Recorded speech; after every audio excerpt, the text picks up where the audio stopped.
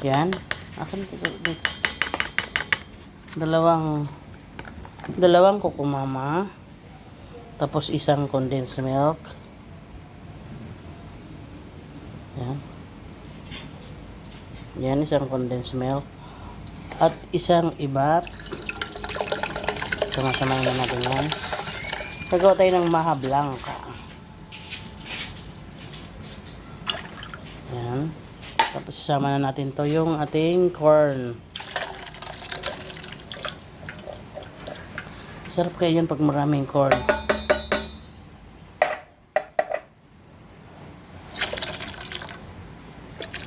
Mag-iwan tayo ng pantoppings natin sa corn.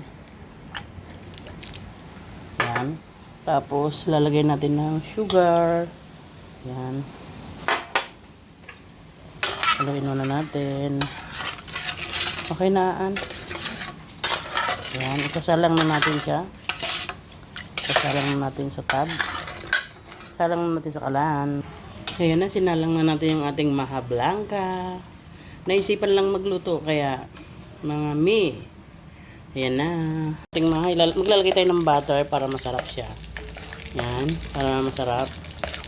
Lasang-lasa talaga. Ayan na yung ating maha. Ayan. Nakagawa na tayo ng maha. Ang bilis, no? Ayan na yung maha natin. Nakagawa ko ng dalawang Tupperware. Ayan siya. Tapos naglagay na ako ng toppings na corn. At saka lalagyan ko rin ng keso. Ayan na. O, diba? Ang bilis lang mga kakuking, mga mi. Thank you so much sa pag-watch. So, ayan na mga kakuking, mga mi, yung aking maha. Luto na. May dessert na kami. O, diba? Ano pa? Sa mga gusto magpa-order, magluto dyan. Magpaluto, pwede ako. Char lang. Ayan ang ating maha blanca.